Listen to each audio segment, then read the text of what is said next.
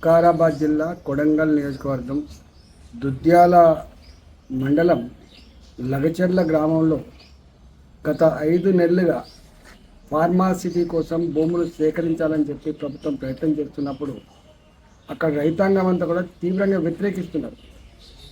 మా భూములు గుంజుకోకండి, మమ్మల్ని భూమి నుంచి దూరం చేయకండి, మా ఉపాధి మీద దెబ్బ కొట్టకండి అని చెప్పి ఎన్నిసార్లు మొరబెట్టుకున్నా కూడా ఇలా ఈ ఫార్మా కంపెనీలకు రైతుల భూములు కట్టబెట్టే ప్రయత్నం చేస్తున్నారు. అనేక రోజులుగా ధర్నాలు చేసిండు వాళ్ళు, నిరసన చెప్పిండు వాళ్ళు కలెక్టర్ సమక్షంలో అనేక సార్లు గ్రామ సభలకు వస్తే కూడా వాళ్ళు బహిష్కరించిండ్రు. స్వయంగా డీకే అరుణ ఎంపీ గారి ఆధ్వర్యంలో ఒక ధర్నా కూడా పెద్ద ఎత్తున నిర్వహించిండ్రు. అయినప్పటికీ కూడా వాళ్ళ మాట పెడచెవిన పెట్టి ప్రభుత్వం నిన్న భూసేకరణ కోసం మీటింగ్ పెడితే దాంట్లో రైతులు వాళ్ళు కోపాన్ని ప్రదర్శించారు.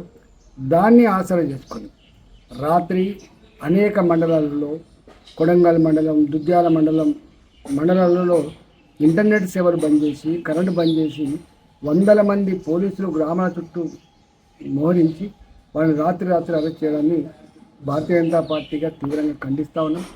వాళ్ళ మీద అక్రమ కేసులు పెడితే మంచిది కాదని చెప్పి హెచ్చరిస్తూ ఉన్నాం. భూముల సేకరణ వాళ్ళ ఇష్టాల మీద ఆధారపడటం తప్ప బలవంతంగా తీసుకునే అధికారాన్ని ఎవరిచ్చిందని చెప్పి ప్రశ్నిస్తూ ఉన్నా. గతంలో ముచ్చెర్ల ఫార్మాసిటీ కోసం 8 లక్షలకు 9 లక్షలకు భూములు సేకరించి 1.5 2 కోట్ల రూపాయలకు ఆనాడు ఫార్మా కంపెనీలు కట్టబెట్టే ప్రయత్నం చేసిన నాడే ఇదే కాంగ్రెస్ పార్టీ వ్యతిరేకించింది. అలాగే భారతీయ జనతా పార్టీకి మేము వ్యతిరేకించింది.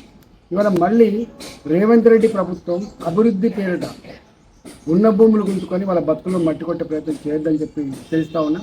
ఈ ప్రభుత్వానికి ఒకవేళ చేసుకోవాలంటే ప్రభుత్వపరమైన భూములు ఎక్కడ తీసుకోగాని ప్రైవేట్ వ్యక్తుల భూములు ఇవ్వద్దని చెప్పి డిమాండ్ చేస్తూ ఉన్నా. మూడోది అతి ముఖ్యమైనది ఏంటంటే ఇవాళ రేవంత్ రెడ్డి గారు తన సొంత నియోజకవర్గంలో ఎంప్లాయ్మెంట్ జనరేషన్ వస్తుంది, ఇది వస్తుంది, ఎక్కడ రాలేదు ఇప్పటిదాకా. భూములు కోల్పోయిన ప్రాజెక్టులలో భూములు కోల్పోయినవి కావచ్చు, ఇతర ప్రాజెక్టులలో భూములు కోల్పోయినవి కావచ్చు, ఎక్కడ కూడా పూర్తి స్థాయిలో కంపెన్సేషన్ ఇవ్వలేదు, ఎక్కడ వాళ్ళకు చెప్పిన హామీలు అమలు కాలేదు.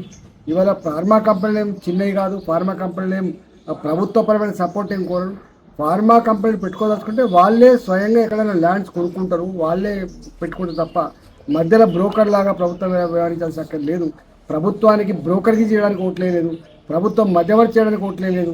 ప్రభుత్వాన్ని డబ్బులు వాళ్ళ పేదల భూములు గుంజుకొని ఆ భూముల్ని పెద్దలకు కట్టబెట్టి ఆ భూములలో డబ్బులు సంపాదించే హక్కు ఎవరికి లేదు. కాబట్టి నేను ఈ ఫార్మా సిటీ పేరిట అక్కడి ప్రాంత ప్రజానికం మీద చేస్తున్న ప్రభుత్వ దాడిని తీవ్రంగా ఖండిస్తూ ఉన్నాం, అక్రమ అరెస్టులను ఖండిస్తూ ఉన్నాం. వాళ్ళ మీద కేసులు కనుక పెడితే యావత్ తెలంగాణ సమాజం తిరుగుబాటు చేస్తామని చెప్పి హెచ్చరిస్తూ ఉన్నాం. ప్రజలకు కూడా నేను విజ్ఞప్తి చేస్తున్నా, ప్రజాస్వామ్యబద్ధంగా మనం నిరసన చెప్పుకుందాం, మేమంతా మీకు అండగా ఉంటామని చెప్పి ఈ సందర్భంగా తెలియజేస్తాం.